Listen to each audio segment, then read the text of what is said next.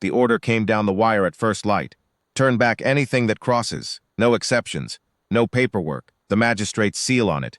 Corwin Hale read it twice in the cold, the paper stiff with frost, and felt his stomach drop before he even looked up and saw her. A small orc girl stood at the edge of the wire fence, alone, in a torn wool wrap. Her green skin scraped raw at the knees and her bare feet blue with cold. She was crying, not loudly, just steadily, the way a child cries when she has been crying for a long time and has stopped expecting anyone to come. Behind her, the ashfen tree line sat black and silent under a sky the color of old iron, and somewhere in there, Corwin knew, wolves were already moving with the morning. "Sergeant," said the younger guard beside him, already reaching for his rifle strap, his eyes flicking nervously between the girl and the posted order. "Orders say, I can read," Corwin said, and folded the paper into his coat pocket like it weighed nothing at all. He set down the order, climbed over the low rail, and walked out into the no-man's strip petite posts. The younger guard called after him, voice cracking with worry more than authority. Corwin didn't stop. He'd spent 30 years on this border.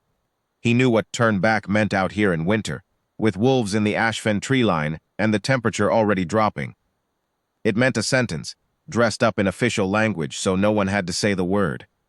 The girl flinched when he crouched in front of her, but she didn't run. She had nowhere left to run to. "Easy now," Corwin said, the way he might to a spooked colt. "Easy. I'm not going to hurt you." She looked at him with eyes too old for her face, 6, maybe 7 years, and said something in Orcish he didn't understand, then repeated it, smaller, like a question she'd asked 100 times and never gotten an answer to. He held out his hand. After a long moment, she took it. That was the moment Corwin Hale broke royal protocol. He picked the girl up, wrapped her in his own coat, and carried her back through the checkpoint gate, past the younger guard, past the posted order, past 30 years of never once stepping outside the lines. "Sergeant, the magistrate's order." "The magistrate isn't here," Corwin said. "I am. Get the stove going in the watchtower." By that evening, word had reached the garrison commander, and by the next morning it had reached the magistrate himself, Tobin Rain, a thin man with cold hands and colder eyes, who arrived at Greywater Pass in a black carriage with 2 armed men and a writ sealed in red wax. He stepped down into the yard without looking at the watchtower's small window, where a green-skinned face had pressed itself to the frosted glass the moment the carriage rolled in.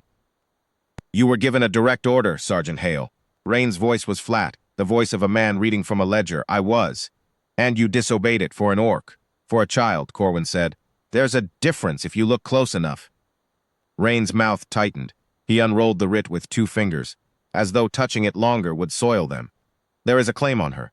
A trade company out of Farrow Hollow says she's lost cargo, an unregistered, orc miner, property pending recovery. They're owed compensation if she's not returned within the week, and a penalty fee from this garrison for the delay already incurred." The word, property, landed in the room like a dropped plate. Corwin felt something old and tired in his chest go very still and very hard, the way ice goes still right before it cracks. "She's not cargo," he said quietly. "She's a little girl who walked God knows how far through the ashfen alone, in the cold, crying, with her feet bleeding through her shoes, what was left of her shoes. And she's staying in this tower until someone with a real claim, her mother, her clan, anyone who actually loves her, comes through that gate. Not a company, not a writ, a person." "That's not how the law reads, Sergeant." "Then the law's wrong," Corwin said, "and I'll answer for it. Take it out of my pay, take my stripes, I don't care. But I won't hand a frightened child to men who call her cargo and send a bill along with the order." "You can write that down too, if you like." Rain stared at him for a long moment, at the gray in his beard, the steadiness in his hands, 30 years of quiet service standing in the doorway, like a wall that had simply never occurred to anyone to test before. Behind Rain, one of his armed escorts shifted his weight, glanced toward the watchtower window, and seemed to find something to look at on the ground instead. Whatever Rain saw in Corwin's face, it gave him pause. Not enough to back down outright, but enough to fold the writ rather than press it forward. "I'll be back within the week, Sergeant, with proper authority. See that the child is available when I return." "She'll be warm and fed when you return," Corwin said. "That much I can promise you." He left with his writ unsigned and a warning that he'd be back. Corwin shut the door, breathed out long and slow, and turned to find the girl watching him from the corner by the stove, wrapped in 2 blankets, eyes wide and wet, having understood not a word of it and every bit of the tone. "Don't you worry about him," Corwin said, crouching down. "He talks big. Are you hungry?" She didn't answer, couldn't, not in words he knew, but when he held out a bowl of barley stew, she took it with both hands like it might be the last food she'd ever see, and ate so fast she hiccuped. "Slow down now," he said gently, and for the first time, something in her shoulders eased. Her name, he learned over the next 2 days, was Nessa. She taught him by pointing at herself and saying it, over and over, patient as a schoolteacher with a slow pupil, until he got the sounds right and she smiled, the first smile he'd seen on her, small and quick and gone again, but real. He learned other things too, in the careful halting way 2 people build a language out of nothing. She drew in the ash by the stove, a woman with long braids, a house with a curved roof, a road. She pointed at the woman, then at herself, then made a gesture, both hands sweeping outward, then together again, that he came to understand meant lost. "Your mother," he said softly. "You got separated from your mother?" Nessa nodded hard, and her eyes filled again. But this time she didn't cry alone in a field. This time an old man with rough hands and a tired face sat down beside her on the floor and let her lean against his side while the stove ticked and the wind howled outside, and she cried until she fell asleep, and he stayed there until his legs went numb rather than wake her. By the second night, she'd stopped flinching when he came near. By the second morning, she was following him on his rounds of the watchtower, her small hand fisted in the hem of his coat, chattering away in Orcish about things he couldn't follow, but somehow understood anyway. "That's my spot. That's where the wind comes through. I don't like that noise." And Corwin found himself laughing for the first time in longer than he could remember. He showed her how to wind the tower's old brass alarm bell, how to tell which way the wind was turning by the smoke from the chimney, how to whittle a small wooden bird from a scrap of pine with his pocket knife. Slow, careful strokes, her tongue caught between her teeth in concentration, until the shape of a bird's wing emerged, and she held it up to him with both hands like it was the finest thing she'd ever made. He told her, though he knew she couldn't understand the words, about his own daughter, grown and married now, and 3 days' ride east, about how the tower had been quiet a long, long time, and how he'd stopped minding the quiet, because there had seemed no point in minding something that wasn't going to change. She fell asleep that second night, with the wooden bird clutched in one fist and her head against his arm, and Corwin sat very still for a long time afterward, listening to the wind, thinking that the tower didn't sound quite so quiet anymore. On the third morning, a rider came pounding up the frontier road from the east. Not the magistrate's black carriage this time, but a single orc woman on an exhausted horse, green-skinned, dressed in the deep blues of a clan healer, her face hollow with 3 weeks of searching and no sleep. She didn't wait for the gate to open properly. She vaulted the rail the moment she saw Nessa's face at the watchtower window, and the sound she made. Corwin had heard grown men weep before, in battle, in grief, but he had never heard anything like the sound Yara Brost made when her daughter ran into her arms. "Nessa. Nessa, my heart, I thought. Mama." Nessa's first word in his language, learned just for this. "Mama, mama." Corwin stood back, throat tight, and let them have their moment. The 2 of them on their knees in the frozen yard, holding each other so hard it looked like neither would ever let go. When Yara finally looked up at him, her eyes were red-rimmed but sharp, taking in everything. His coat around her daughter's shoulders, the watchtower, the careful way Nessa kept one small hand on his sleeve even now.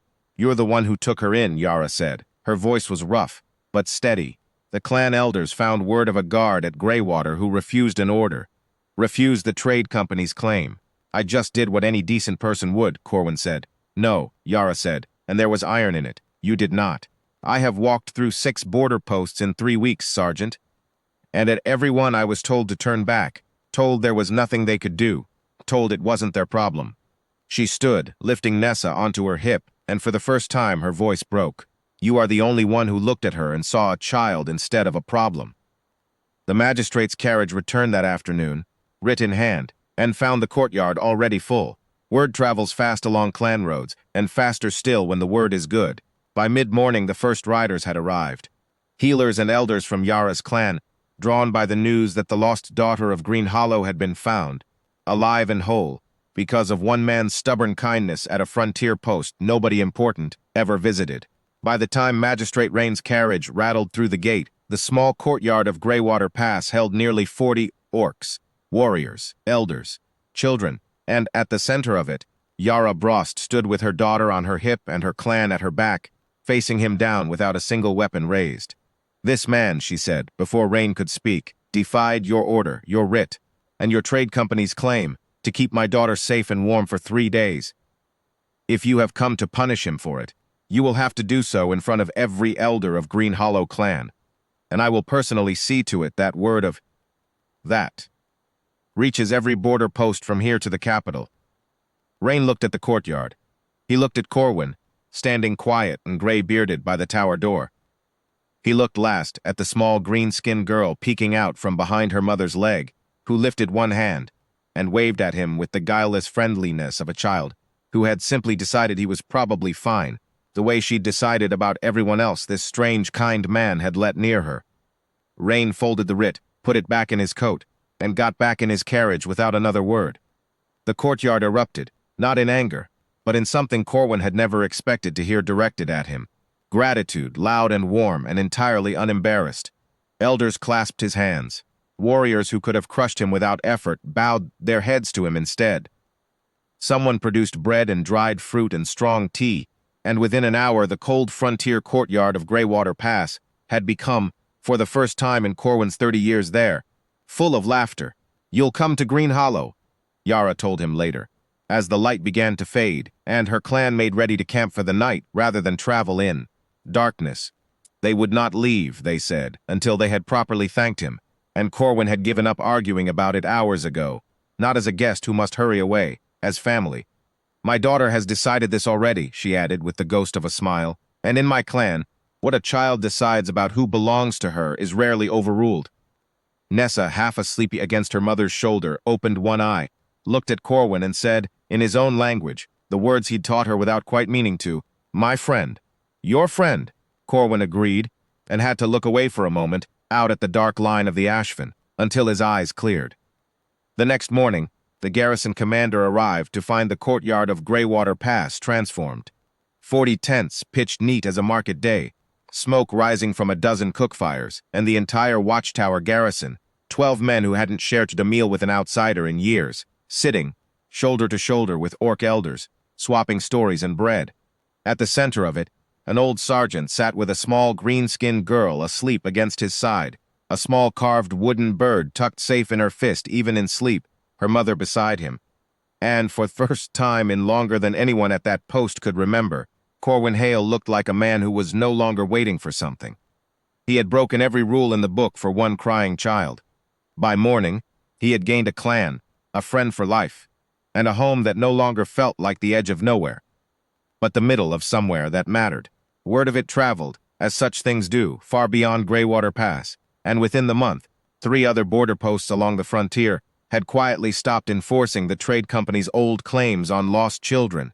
No writ required, no explanation given beyond one sergeant's name passed quietly from post to post, and every winter after, when the roads opened, a rider from Green Hollow came first to Greywater Pass before anywhere else.